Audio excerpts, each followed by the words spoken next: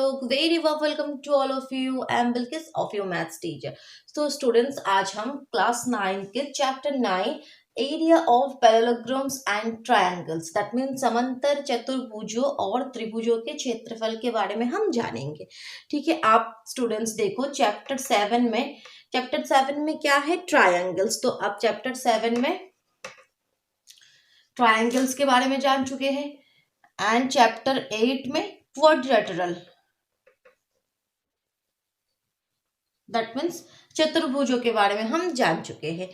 अब इस चैप्टर में चैप्टर 9 में आपको क्या जानना होगा, ट्रायंगल्स एंड एक स्पेशल टाइप के क्वाड्रिलेटरल दैट मीन्स पैरेललोग्राम, दोनों के बीच में रिलेशन, दोनों के एरियाज के बीच में रिलेशन, क्षेत्रफल के बीच में क्या रिलेशन है वो आपको इस चैप्टर में मेनली आपको जानना होगा।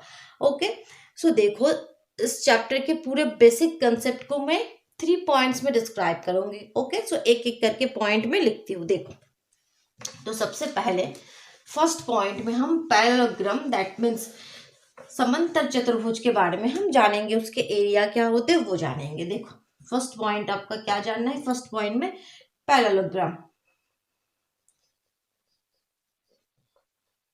दैट मीन्स समांतर चतुर्भुज। ये पैरेललोग्राम क्या होता है, एक क्वाड्रिलेटरल है। क्वाड्रिलेटरल मतलब जिसके 4 साइड्स है। क्या है, समांतर चतुर्भुज एक विशेष तरह के चतुर्भुज है। सो देखो किस तरह से है ये देखो इस तरह से। सपोज इसका नेमिंग में कर देते हो ABCD।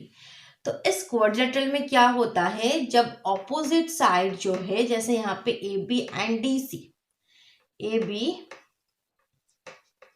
AB and DC, opposite side equal भी होगा, पैरेलल भी होगा। That means AB is equal to DC and AB parallel to DC and similarly BC equal to AD, BC equal to AD and BC parallel to AD।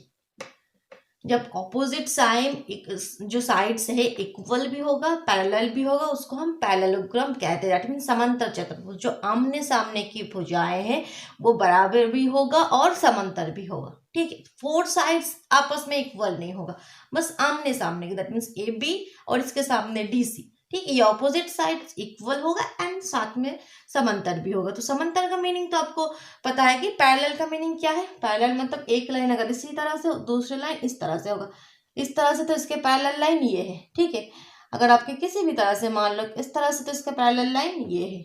Okay, अगर एक ये है और ये है, तो ये कभी पैरेलल लाइन नहीं होगा।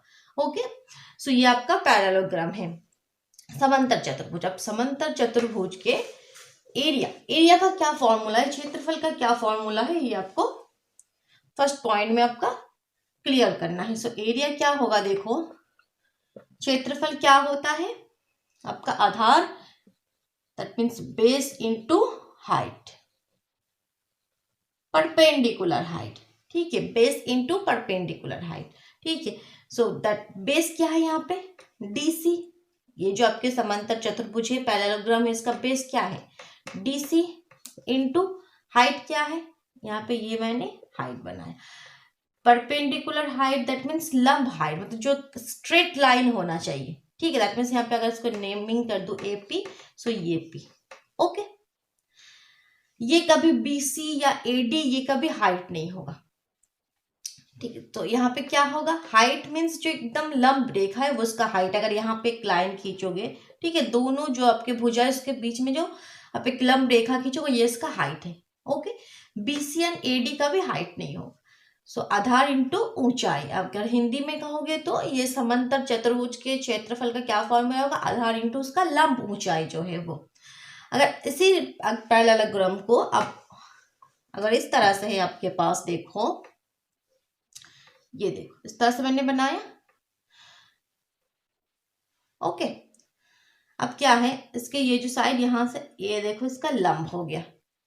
इधर से अगर आप देखोगे, अगर इसका नेमिंग कर दो ABCD, ये BP, तो इस केस में इसका एरिया क्या हो जाएगा, ये आपका देखो बेस है और ये इसका दोनों केस में ये जो लंब है, लंब हाइट है, परपेंडिकुलर हाइट, ये इसका हाइट है। That means DC into base into BP, base into BP। ठीक है, वो आप किसी भी यहाँ पे साइड से आप लिख सकते हो। ठीक है, अब यहाँ से यही बेस होगा, ऑलवेज यही हाइट होगा, ये फिक्स नहीं है। ठीक है, आप इधर से भी देख सकते हो। जब कंडीशन जिस तरह से आपके पास गिवन होगा उस तरह से आपको फाइंड आउट करना है। ओके, सो ये फर्स्ट पॉइंट में हो गया पैरेललोग्राम क्या है और उसका एरिया क्या है।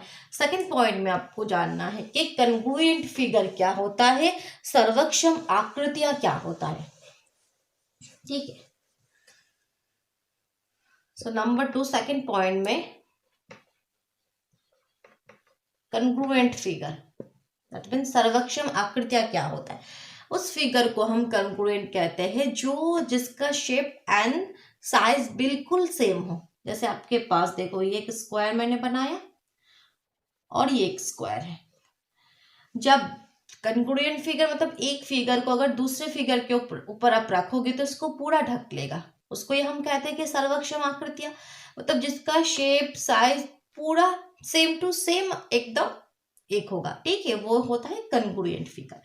सो कन्ग्रुएंट फिगर में क्या होता है, अगर सपोज इस फिगर को अगर मैंने f1 लिख दूं, इस फिगर को मैंने f2 लिख दूं, so if f1 and f2 are congruent figure, then if f1 and f2 are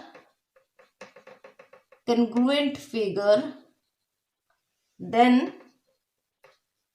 area of f1 is equal to area of f2.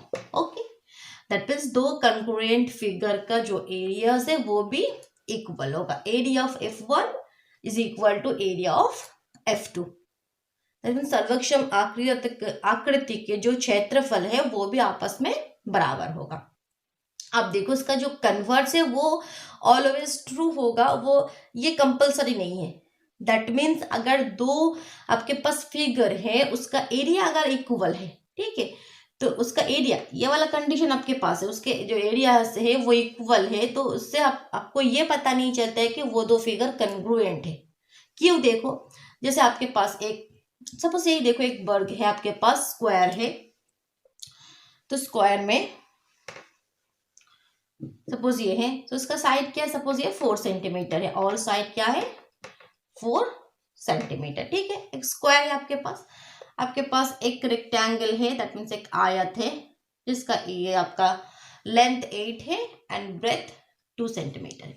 सो इसका एरिया क्या हो जाएगा, एरिया का फॉर्मूला क्या आता है, length into breadth. Area means क्या, इसके अंदर यहाँ पे कितना स्पेस है, कितना एरिया है। ठीक है, सो लेंथ इंटू ब्रेथ। यहाँ पे स्क्वायर में क्या है, साइड इंटू साइड, क्योंकि ऑल साइड तो यहाँ पे इक्वल है। सो 4 इंटू 4 16 सेंटीमीटर स्क्वायर इसका एरिया हो गया।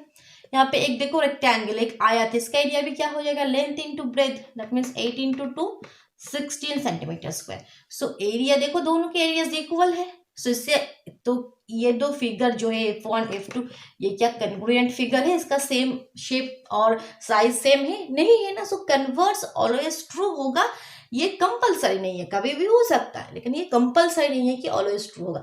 लेकिन अगर ये कन्ग्रुएंट फिगर होगा सो ऑफ कोर्स उसके एरियाज जो है वो इक्वल होंगे, बट एरियाज इक्वल होने से वो फिगर कन्ग्रुएंट हो भी सकता है, नहीं भी हो सकता है। ओके, सेकंड पॉइंट क्लियर हुआ आपके सामने, वेरी गुड। कोई भी कंफ्यूजन हो कमेंट बॉक्स में जरूर बताना। ओके स्टूडेंट्स, थर्ड पॉइंट्स क्या है, जो सबसे मेन जिस टॉपिक के ऊपर ये जो पूरा चैप्टर के क्वेश्चंस उसी टॉपिक के ऊपर बेस्ड करके होगा। ठीक है, सो वो क्या है देखो आपका थर्ड पॉइंट क्या है, देखो figure on the same base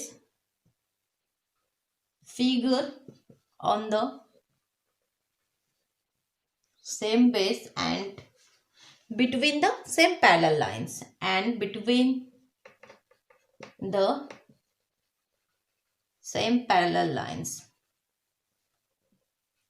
so इसका मीनिंग क्या है, figure on the same base and between the same parallel lines, that means एक ही आधार और एक ही समांतर रेखाओं के बीच की जो आकृतियां हैं। ठीक है, सो वो किस तरह से है, देखो यहाँ पे मैंने ये एक समांतर चतुर्भुज बनाया, पैरेललोग्राम बनाया। ओके, सो उसके अंदर मैंने ये एक ट्रायंगल बनाया। देखो सो ये समांतर चतुर्भुज पैरेललोग्राम का क्या नेम है, ABCD, और ये है DP, ये जो आपके ट्रायंगल है। सो ये जो दो फिगर है देखो, ये ये समांतर चतुर्भुज एंड ये जो त्रिभुज है देखो सेम बेस, ये डीसी एक ही आधार पर है, डीसी के ऊपर है ये भी और ये भी, ठीक है। और सेम पैरेलल लाइंस, ये देखो ये एक पैरेलल लाइंस, इस लाइन को अगर आपने एल नेम कर दिया और ये जो देखो है इसको अगर आपने एम इसका नेमिंग कर दिया, दैट मीन्स ये आप डीसी एंड ए बी ये भी कह सकते हो, ठीक है। डीसी एंड ए बी ये दो पैरेलल लाइंस के बीच में बिटवीन में ही है ये दो फिगर, सो ये होता है figure on the same base and between the same parallel lines, ठीक है। अब वो क्या एक पैरेललोग्राम और एक ट्रायंगल के बीच में होता है, वो यहाँ पे फिक्स नहीं है, किसी भी होगा। देखो ये एक देखो पैरेललोग्राम है और हमने इस तरफ अगर और एक पैरेललोग्राम बनाया, देखो ये, सो ये क्या है ए बी सी डी एक पैरेललोग्राम है और एक ए सी डी पी, ये भी देखो ये भी तो same base and same parallel line DC and PB, same parallel lines के बीच में बेस, सेम बेस क्या है यहाँ पे, सेम बेस आपका है डीसी के ऊपर, ठीक है। ये जो उभयनिष्ठ आधार है डीसी के ऊपर दोनों फिगर से। अब पैरेलल लाइन सेम क्या है, एक डीसी और एक पीबी, सो ये होता है आपका figure on the same base and between the same parallel lines.